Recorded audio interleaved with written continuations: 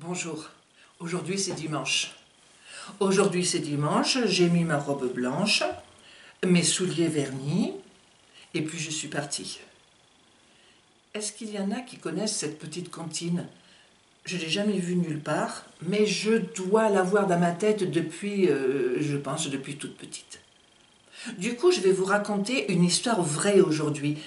Une histoire qui va vous dire pourquoi, comment je suis devenue conteuse. C'est une histoire vraie et qui commence quand j'étais petite. Je devais avoir, je sais pas, je devais avoir 7-8 ans à peu près. C'était pas les mercredis vacances, c'était le jeudi. Et tous les jeudis, j'allais chez mes grands-parents qui habitaient pas très loin de chez moi. Mes frères et mes sœurs, je ne sais pas trop où ils allaient, à la gym, à la musique, je ne me souviens plus du tout. Moi, j'allais chez les grands-parents. Ils avaient un grand jardin. Et ce que j'aimais, eh bien, c'était monter dans les arbres. J'adorais ça, monter dans les arbres, je me faisais des cabanes, j'étais bien.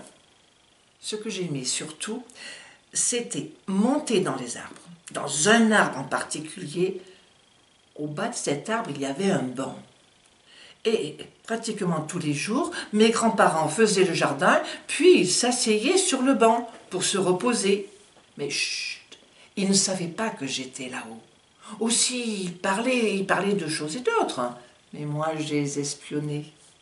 Je surveillais, j'écoutais, et ça, j'adorais. Mais voilà qu'un jour, j'étais donc chez mes grands-parents, et il pleuvait. Il n'était pas du tout question que j'aille dans le jardin, et encore moins monter aux arbres. Aussi, je tournais un peu en rond. Tout d'un coup, j'ai dit...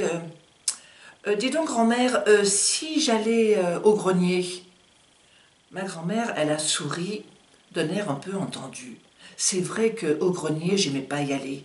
C'est pas le grenier en lui-même qui me faisait peur, mais c'est plutôt que pour que le froid du grenier n'aille pas en bas, ma grand-mère, elle avait mis un gros rideau marron très épais. Et c'est ça qui me faisait peur. Chaque fois que je poussais, je voyais les escaliers et c'était tout noir.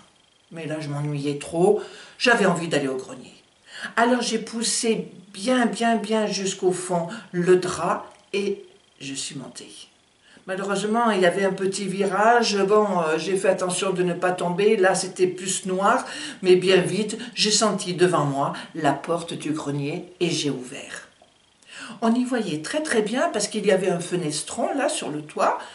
Et j'ai pu regarder. Enfin, un vrai grenier, hein. Un vrai grenier. Il y avait un landau cassé avec l'intérieur du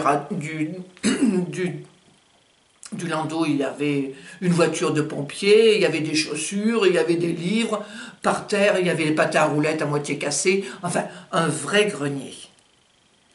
Contre le mur, au fond, il y avait une armoire.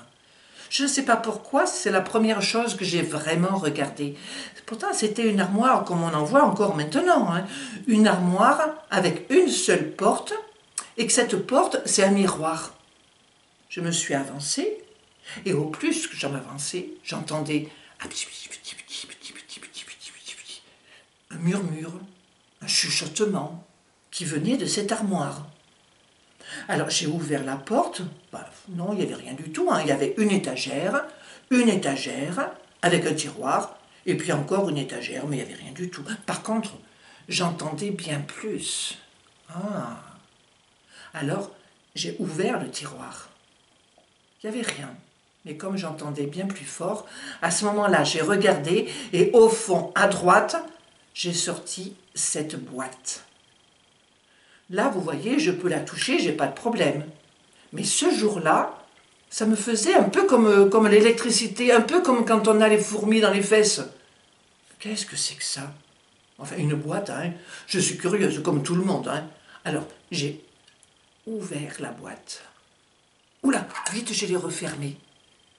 Parce que le peu de temps que la boîte a été ouverte, eh bien, il est sorti des images de châteaux, de rois, de cheval blanc, de princesses.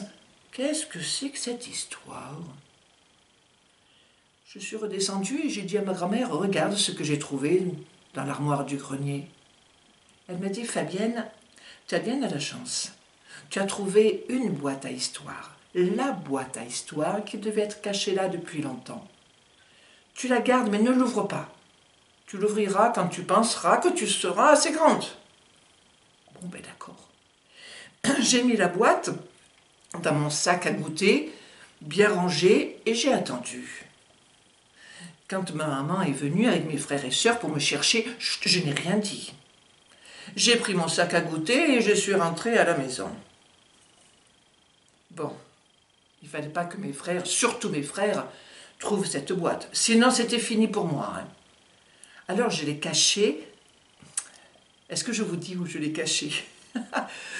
Je l'ai cachée dans la boîte dans laquelle je mettais mes culottes. Ah ben là, c'est sûr que mes frères, ils n'allaient pas fouiller. Hein. Ils s'en fichaient complètement de mes culottes. Hein. Alors, j'ai mis la boîte dessous. Et c'est pas que je l'ai oublié. Mais ma grand-mère m'avait bien dit, tu l'ouvriras quand tu penseras que tu es assez grande. Et c'est seulement quand il a fallu que j'aille faire mes études que j'ai dit, je vais prendre ma boîte.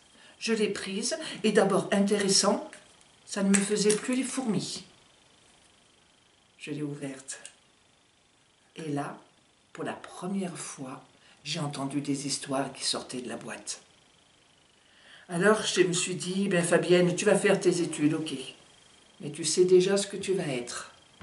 Tu vas être conteuse. Et c'est comme ça que je suis devenue conteuse.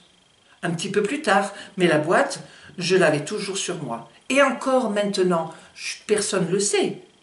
Quand je raconte, elle est dans ma poche. Si des fois, tout d'un coup, je me dis, oh là là, mais qu'est-ce que je dois raconter? Qu'est-ce qui me fera envie de raconter? Je touche ma boîte et bien souvent ça me suffit pour que l'histoire elle vienne de ma tête et que je vous la raconte. Bonne journée!